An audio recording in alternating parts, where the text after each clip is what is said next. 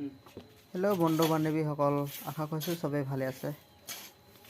আপোনালোকেতো কি কৰি আছোঁ বুলি আপোনালোকে গম পাইছে, আপোনালোকে জানেইনে? এইটো মোৰ লোকেল থলুৱা লোকেল চৰাই ঘৰৰ মই ফাৰ্মত এনেকৈ ফাৰ্মিং কৰি থাকোঁ। বেছি দিন হোৱা নাই, অ'পেনিং 6 মাহমান হৈছে। 2025 আপোনাৰ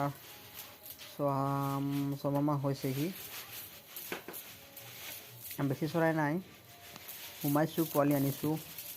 আকৌ ঘৰৰো মোৰ এনেকুৱা কানেকশ্যন কৰা এনেকুৱা মুৰ্গীও আছে, তেনেকুৱা মানে কৈ থৈছোঁ। আপোনাৰ এইটো চৰাইকেইটা মোৰ 4 মাহ হ'ল, তাৰমানে কি ফাৰ্মিংটো চাফা কৰি আছোঁ। খুবেই গৰম দি আছে গাইছ, আপোনালোকে দেখা পাইছে যে গৰুকেইটা মানে আপোনাৰ কি বালি দিছোঁ তলত, বালি দি মানে বালিটো চালি দিছোঁ ওপৰত, চৰাই গৰুটোৰ ওপৰত থাকি গৈছে। মানে এই আপোনাৰ চালনীটো হ'লেই হ'ব,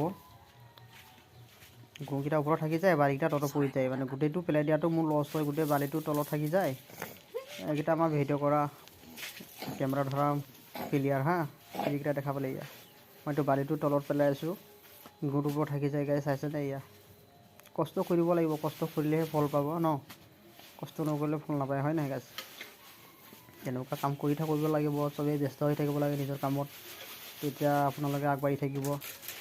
কষ্ট নকৰিলে আগ নাবাঢ়িলে কেনেকৈ হ'ব গাইছ? এনেকৈ কষ্ট কৰি ল'ব। এইয়া গৰুকেইটা ওপৰত আপোনাৰ চাফা হৈ আছে, ওপৰত থাকি যায়। এনেকৈ কষ্ট কৰি আছোঁ। সি বাঁহ বান্ধি দিছোঁ এইকেইটা গাইছ, বাঁহটো বান্ধি দিলে মানে চৰাইকেইটা ৰাতি থাকিবলৈ ভাল পায় আৰু।